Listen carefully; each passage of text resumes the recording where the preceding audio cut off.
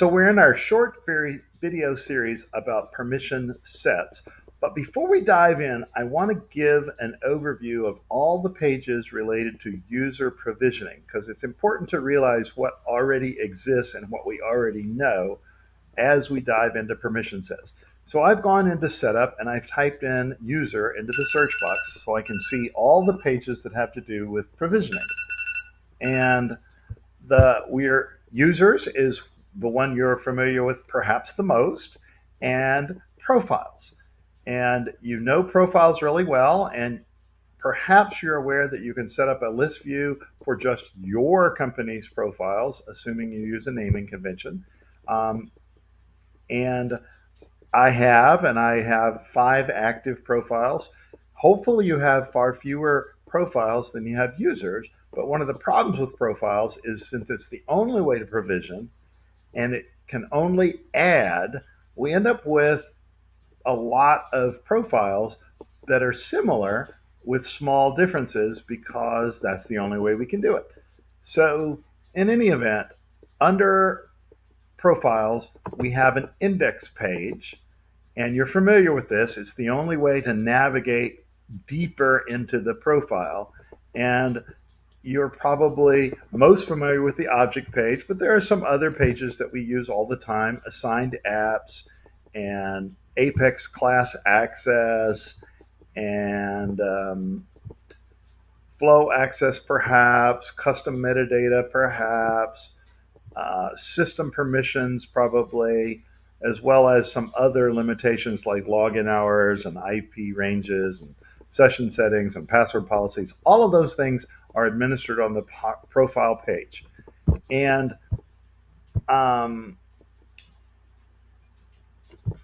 the object page is the one we go to the most and you're familiar with, and it brings up a page of every single object in your org.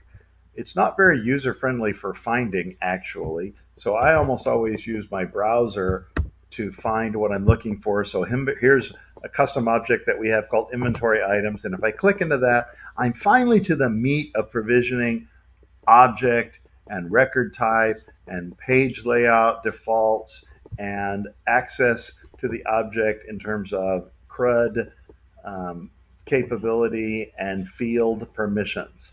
So you know this. This is how you currently administer your organization if you're not already using permission sets. So we're familiar with it. It's important to realize that because many of the same pages are under permission sets. There are also some other things that are important under provisioning, under users that help us provision, but they aren't profiles or permission sets for that matter. We do have roles. Roles are help us do record sharing, which is a whole different thing than provisioning access to objects and capabilities. Roles help us share records hierarchically between bosses and subordinates. We have queues that are very useful in terms of creating a set of users, any one of whom can do something. Public groups are very useful for putting people into that so that being a member of that can have ripple effects. So I can put someone into the administrator public group, and I can then give them access to folders or list views or send emails to all of them through chatter or email notifications without having to assign every single user to every single thing. So groups are really helpful in provisioning.